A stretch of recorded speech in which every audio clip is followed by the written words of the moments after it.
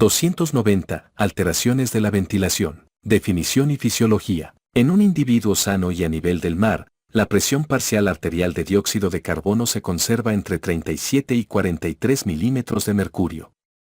Todas las alteraciones de la ventilación ocasionan valores anormales de la presión parcial arterial de dióxido de carbono. Este capítulo revisa las de tipo crónico. La producción continua de dióxido de carbono partiendo del metabolismo celular obliga a su eliminación eficaz por parte del aparato respiratorio. La relación entre la producción de dióxido de carbono y la presión parcial arterial de dióxido de carbono se describe mediante la ecuación. Presión parcial arterial de dióxido de carbono es igual que multiplicado por VCO2 dividido por VA, donde VCO2 representa la producción de dióxido de carbono. K es una constante y VA es la ventilación con gas alveolar reciente, capítulo 279.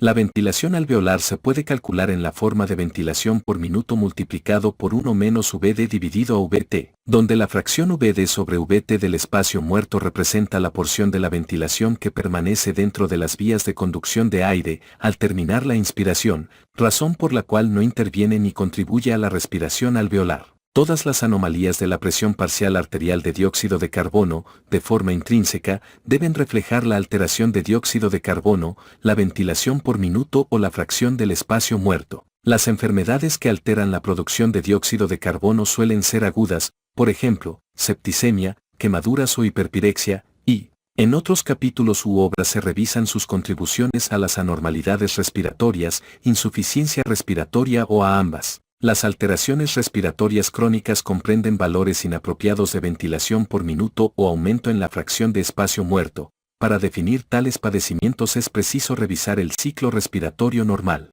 El ciclo espontáneo de inspiración y expiración se genera de manera automática en el tronco encefálico.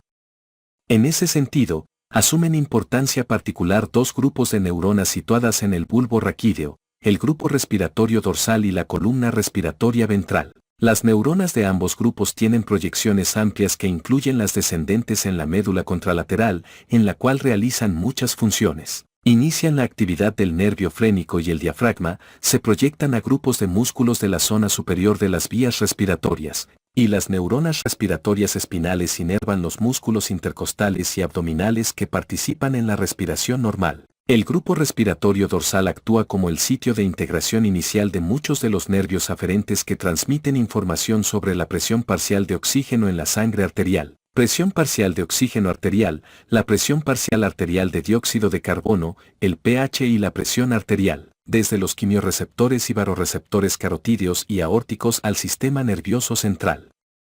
Además, el nervio neumogástrico transmite al grupo respiratorio dorsal información de los varoreceptores y los receptores justapulmonares capilares en el parénquima pulmonar y la pared del tórax. El ritmo de la respiración se origina en el interior de la columna respiratoria ventral y también en el grupo respiratorio parafacial de situación más rostral, que asume importancia particular para la generación de la expiración activa. Una zona importante dentro de la columna respiratoria ventral es la llamada complejo Prebot-Singer, encargada de producir varias formas de actividad inspiratoria, y la lesión de tal complejo culmina en la interrupción completa de la respiración. Los estímulos nerviosos generados por dichas redes respiratorias de origen medular pueden suprimirse o aumentarse voluntariamente a través de estímulos que llegan de centros encefálicos superiores del sistema nervioso autónomo. En el sueño normal, la respuesta a la hipercapnia y la hipoxemia disminuye de manera importante, con lo cual surge la hipoventilación nocturna mínima, que se corrige al despertar. Una vez que los músculos de la bomba respiratoria reciben impulsos nerviosos, el intercambio normal de gases necesita una potencia adecuada de los músculos de la respiración para superar las cargas elásticas y la resistencia que muestra el aparato respiratorio, figura 291A, capítulo 279. En el individuo sano, la fuerza de los músculos respiratorios logra fácilmente tal función y la respiración normal continúa de modo indefinido. La disminución del impulso respiratorio o la capacidad neuromuscular, o el incremento sustancial de la carga respiratoria, pueden reducir la respiración por minuto, lo cual ocasiona hipercapnia, figura 291b. De manera alternativa, si a la potencia de los músculos de la respiración normal se acopla el impulso respiratorio excesivo, surgirá hiperventilación alveolar y, con ella, hipocapnia, figura 291c. Hipoventilación. Manifestaciones clínicas. Las enfermedades que disminuyen la ventilación por minuto o aumentan el espacio muerto se dividen en 4 categorías principales, las del parénquima pulmonar y de la pared del tórax. La neumopatía con alteraciones sípnicas, enfermedades neuromusculares y anomalías del impulso respiratorio, figura 291b. Las manifestaciones clínicas de los síndromes de hipoventilación son inespecíficas, cuadro 291, y varían según la gravedad de dicha deficiencia, la rapidez con que surge hipercapnia, el grado de compensación de la acidosis respiratoria y el trastorno primario. El cuadro inicial en sujetos con enfermedades del parénquima pulmonar o de la pared torácica incluye disnea y menor tolerancia al esfuerzo. Los signos definitorios de las neumopatías obstructivas como la enfermedad pulmonar obstructiva crónica son los episodios de disnea intensificada y producción de esputo, y en el caso de neumopatías intersticiales es frecuente observar disnea y tos progresivas. La somnolencia diurna excesiva, sueño irregular deficiente y ronquidos son frecuentes en sujetos con neumopatía con trastornos del sueño. Las perturbaciones del sueño y la ortopnea también se han descrito como parte de los trastornos neuromusculares. Conforme evoluciona la debilidad neuromuscular, los músculos que intervienen en la respiración, los cuales incluyen el diafragma, están en una situación de desventaja mecánica en el decúbito dorsal por el desplazamiento del contenido abdominal en sentido ascendente. La ortopnea de reciente aparición es signo de fuerza reducida de los músculos de la respiración. Sin embargo, a menudo surge debilidad de extremidades o síntomas vulvares antes que las alteraciones del sueño en las enfermedades neuromusculares, como en la esclerosis lateral amiotrófica o en la distrofia muscular. Las personas con trastornos en el impulso respiratorio tienen manifestaciones prácticamente idénticas a las observadas con otras causas de hipoventilación crónica. La evolución clínica de sujetos con hipoventilación crónica por enfermedades neuromusculares o de la pared del tórax sigue una sucesión característica. Una fase asintomática donde son normales la presión parcial de oxígeno arterial y la presión parcial arterial de dióxido de carbono diurnas, seguida de hipoventilación nocturna. En el comienzo durante el sueño de movimiento ocular rápido y, más tarde, en el sueño de movimientos oculares no rápidos. Por último, si disminuye todavía más la capacidad vital, aparece hipercapnia durante las horas diurnas. Los síntomas surgen en cualquier punto cronológico de la evolución y dependen de la rapidez con que se deteriora la función de los músculos respiratorios. Sea cual sea la causa, el signo definitorio de todos los síndromes de hipoventilación alveolar es el aumento de la presión parcial de dióxido de carbono alveolar y, como consecuencia, de la presión parcial arterial de dióxido de carbono. Al final, la acidosis respiratoria resultante origina un incremento compensador en la concentración de bicarbonato plasmático. El aumento de la presión parcial arterial de dióxido de carbono produce una disminución obligatoria en la presión parcial de oxígeno arterial que culmina en hipoxemia y, si es grave, se manifiesta clínicamente como cianosis, la cual estimula la eritropoyesis que, a su vez, causa eritrocitosis secundaria. La combinación de hipoxemia e hipercapnia crónicas también puede producir vasoconstricción pulmonar y al final hipertensión pulmonar, hipertrofia del ventrículo derecho e insuficiencia de las cavidades derechas del corazón. Diagnóstico. El incremento del bicarbonato plasmático sin afectación volumétrica sugiere hipoventilación. La gasometría arterial que demuestra aumento de la presión parcial arterial de dióxido de carbono y pH normal confirma que se trata de hipoventilación alveolar crónica. La valoración ulterior para identificar una causa debe centrarse desde sus inicios en aclarar si el paciente tiene neumopatía o anomalías de la pared torácica. Basta una exploración física, procedimientos de imágenes, radiografías de tórax, tomografía computarizada o ambas técnicas, y pruebas de función pulmonar para identificar la mayor parte de los trastornos pulmonares y de la pared del tórax que culminan en hipercapnia. Cuando estas valoraciones no son concluyentes, el médico debe buscar síndrome de hipoventilación por obesidad, pues es la alteración más frecuente del sueño que provoca hipoventilación crónica y se acompaña de apnea obstructiva del sueño. Se han diseñado varias herramientas para identificar a los pacientes con riesgo de padecer apnea obstructiva del sueño. El cuestionario de Berlín ha sido validado en centros de atención primaria y detecta a sujetos con posibilidad de padecer apnea obstructiva del sueño. La llamada calificación de Epworth de somnolencia y el cuestionario STOP-BANG no se han validado en centros de atención extrahospitalaria, pero su uso es rápido y fácil. La escala de somnolencia de Epworth mide la somnolencia en horas diurnas, con una calificación mayor de 10 y que identifica personas en quienes se justifican nuevos estudios. El cuestionario STOP-APNEA se ha utilizado en clínicas prequirúrgicas para detectar sujetos en peligro de adquirir apnea obstructiva del sueño.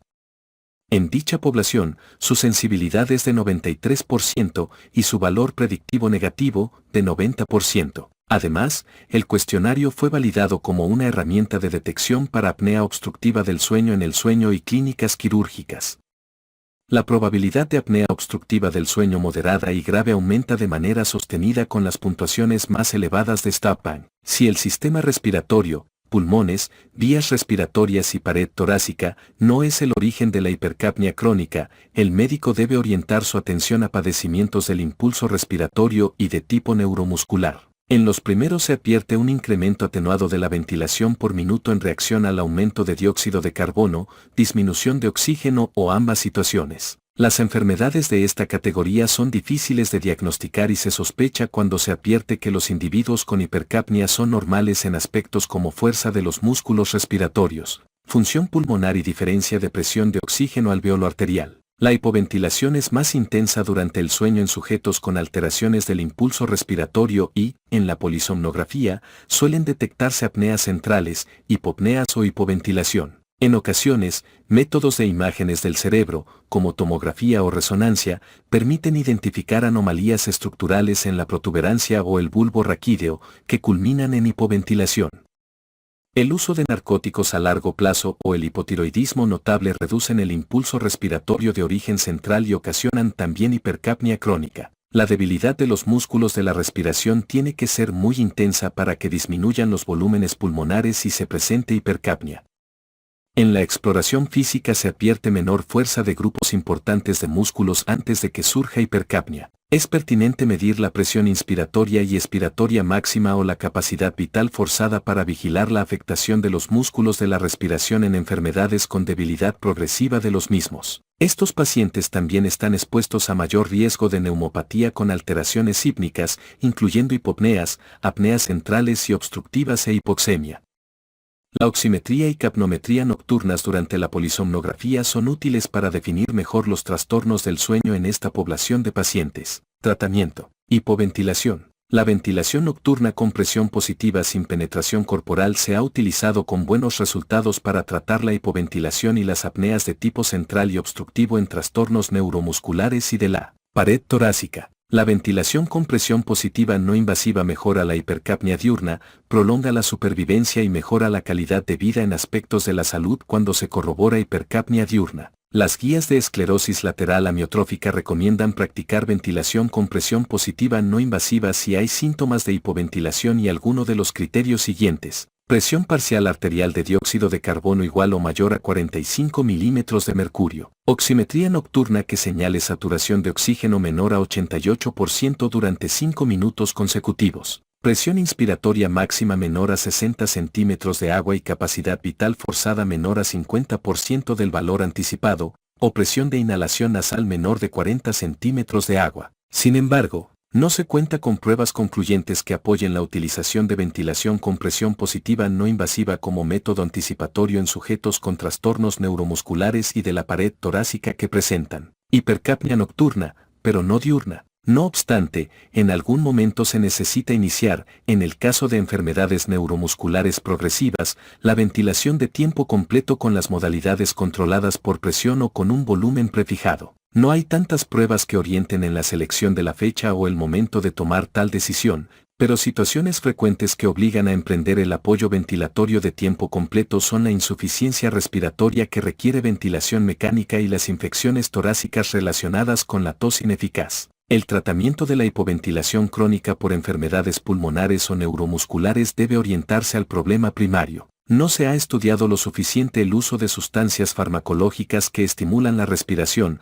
como la medroxiprogesterona y la acetazolamida, en casos de hipoventilación crónica, y es importante que no sustituyan al tratamiento del cuadro patológico primario. Al margen de la causa, es necesario corregir la alcalosis metabólica excesiva, porque las concentraciones de bicarbonato plasmático que aumentan de modo desproporcionado en relación con el grado de acidosis respiratoria crónica pueden causar hipoventilación adicional. Cuando así convenga, la administración de complementos de oxígeno es eficaz para calmar la hipoxemia, policitemia e hipertensión pulmonar. Sin embargo, En algunos sujetos la complementación con oxígeno puede empeorar la hipercapnia. La estimulación eléctrica del nervio frénico o del diafragma es una modalidad posible en sujetos con hipoventilación por lesiones altas en la médula cervical o problemas del impulso respiratorio. Es importante que antes de la implantación quirúrgica se efectúen estudios de conducción nerviosa para asegurar que la función de ambos nervios frénicos es normal. Series con algunos casos muestran que la estimulación diafragmática eficaz quizá mejore la calidad de vida en esos pacientes. Síndromes de hipoventilación. Síndrome de hipoventilación por obesidad. A fin de plantear el diagnóstico del síndrome de hipoventilación por obesidad se necesita índice de masa corporal mayor de 30 kilos por metro cuadrado e hipoventilación alveolar crónica diurna definida por elementos, como presión parcial arterial de dióxido de carbono mayor a 45 milímetros de mercurio a nivel del mar en ausencia de otras causas conocidas de hipercapnia. En prácticamente 90% de los casos, la respiración con trastornos del sueño asume la forma de apnea obstructiva del sueño. Algunos estudios internacionales en poblaciones diferentes confirman que la prevalencia global del síndrome apnea obstructiva del sueño, definida por un índice de hipopnea apneica mayor de 5 y somnolencia diurna, es de 3 a 4% en varones y de 2% en mujeres, ambos en etapa media de la vida. Por tanto, la población en peligro de presentar síndrome de hipoventilación por obesidad sigue en aumento conforme persista a nivel mundial la epidemia de obesidad. Se han realizado estudios de prevalencia de síndrome de hipoventilación por obesidad basados en poblaciones, pero algunos estimados sugieren que en Estados Unidos quizá haya unos 500.000 individuos con síndrome de hipoventilación por obesidad. Algunos estudios indican que la obesidad excesiva, índice de masa corporal mayor de 40 kilos por metro cuadrado, y apnea obstructiva del sueño pronunciada, índice de hipopnea apneica mayor de 30 eventos por hora, son factores de riesgo para síndrome de hipoventilación por obesidad. La patogenia de la hipoventilación en estos pacientes es resultado de variables fisiológicas incluyendo apnea obstructiva del sueño, mayor dificultad para respirar, músculos de la respiración deficientes, desequilibrio entre ventilación y perfusión, y depresión de la respuesta central a la hipoxemia e hipercapnia. Estas anomalías del impulso respiratorio central mejoran con el tratamiento, lo cual indica que la respuesta respiratoria reducida es consecuencia en lugar de causa del síndrome de hipoventilación por obesidad.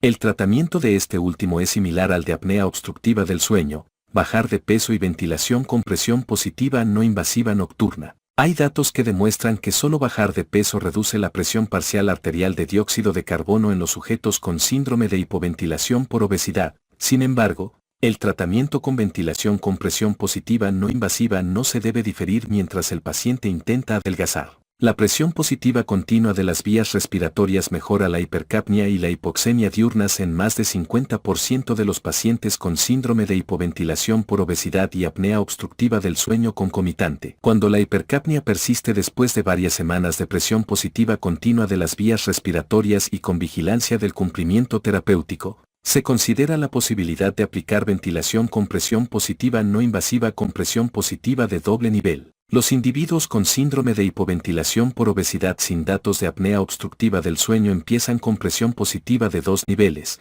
al igual que los pacientes con síndrome de hipoventilación por obesidad descompensada aguda desde el principio. Por último, es importante corregir las demás enfermedades que alteran la respiración, como la neumopatía obstructiva crónica, al mismo tiempo que el síndrome de hipoventilación por obesidad.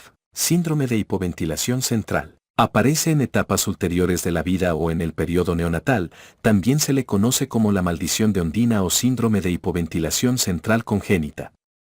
En la patogenia de este síndrome intervienen las alteraciones en el gen que codifica POX2B, factor transcripcional que interviene en el desarrollo neuronal. Sea cual sea la edad de comienzo en estos pacientes, falta la respuesta respiratoria a la hipoxia o la hipercapnia, y muestran presión parcial arterial de dióxido de carbono con incremento leve durante la fase de vigilia y el aumento notable de presión parcial arterial de dióxido de carbono durante la fase del sueño, movimientos oculares no rápidos. Como dato interesante, los pacientes de esta categoría pueden aumentar su ventilación y normalizar la presión parcial arterial de dióxido de carbono durante el ejercicio. Necesitan como tratamiento ventilación con presión positiva no invasiva o ventilación mecánica, y debe recordarse que son elegibles para estimulación eléctrica del nervio frénico o del diafragma en centros con expertos. Hiperventilación. Manifestaciones clínicas. La hiperventilación se define como la ventilación que rebasa las necesidades metabólicas, generación de dióxido de carbono, y que disminuye la presión parcial arterial de dióxido de carbono.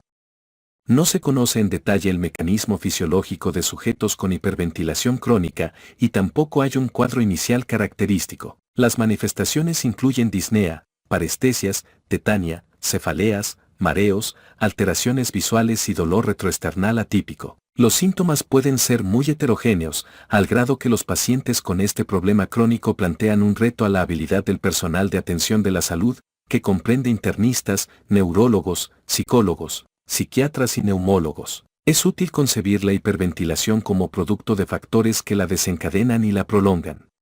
Algunos investigadores piensan que un episodio inicial hace que aumente la ventilación alveolar y disminuya la presión parcial arterial de dióxido de carbono a casi 20 milímetros de mercurio. Las manifestaciones siguientes quizás sean alarmantes e incluyen dolor torácico, disnea, parestesias o alteraciones del estado de conciencia. El incremento resultante del volumen por minuto para calmar los síntomas agudos solo los exacerba, al grado que el paciente y el personal médico lo atribuyen de manera errónea a enfermedades cardiopulmonares. La valoración infructuosa en busca de causas del padecimiento ocasiona solo ansiedad y temor de más episodios. Es necesario destacar que los trastornos de ansiedad y las crisis de pánico no equivalen a hiperventilación. La ansiedad puede ser un factor desencadenante y perpetuador en la patogénesis de la hiperventilación crónica, pero no constituye un elemento necesario para la aparición de hipocapnia crónica. Diagnóstico. Los síntomas respiratorios que surgen con la hiperventilación aguda pueden ser la manifestación inicial de enfermedades de orden general como la cetoacidosis diabética. Es importante descartar las causas de hiperventilación aguda antes de pensar en la entidad diagnóstica de hiperventilación crónica. A fin de confirmar la hiperventilación crónica, se necesita el estudio de muestras seriadas de gases en sangre arterial donde se advierta alcalosis respiratoria compensada, pH casi normal, presión parcial arterial de dióxido de carbono baja y también una concentración disminuida de bicarbonato calculada. Es importante corroborar la presencia de otras causas de alcalosis respiratoria, como asma leve, y tratarlas antes de pensar en la hiperventilación crónica. El médico debe tener la fuerte sospecha en tal situación, porque es difícil detectar en la exploración física el aumento de la ventilación por minuto. Una vez confirmado el diagnóstico de hiperventilación crónica, basta un incremento sostenido de 10% en la ventilación alveolar para perpetuar la hipocapnia, aumento que se puede obtener con cambios leves en las características de la respiración, como suspiros ocasionales o bostezos 2 a 3 veces por minuto. Tratamiento. Hiperventilación. Se han publicado pocos estudios terapéuticos y comparativos de buena calidad sobre la hiperventilación crónica, por su carácter heterogéneo y por no contar con un proceso diagnóstico aceptado de forma unánime. Los médicos suelen dedicar mucho tiempo a detectar factores desencadenantes, descartar otras entidades patológicas y comentar las preocupaciones y los miedos del paciente. En algunos casos, tal vez sea muy útil hablar con el sujeto para tranquilizarle. La identificación y eliminación de hábitos que preservan la hipocapnia, como los bostezos frecuentes o los suspiros, pueden servir. Algunos datos sugieren que los ejercicios respiratorios y la rehabilitación diafragmática son beneficiosos en algunos pacientes. Son pocas las pruebas para utilizar fármacos que traten la hiperventilación. Los antagonistas beta quizás sean eficaces en personas con síntomas mediados por mecanismos simpáticos, como palpitaciones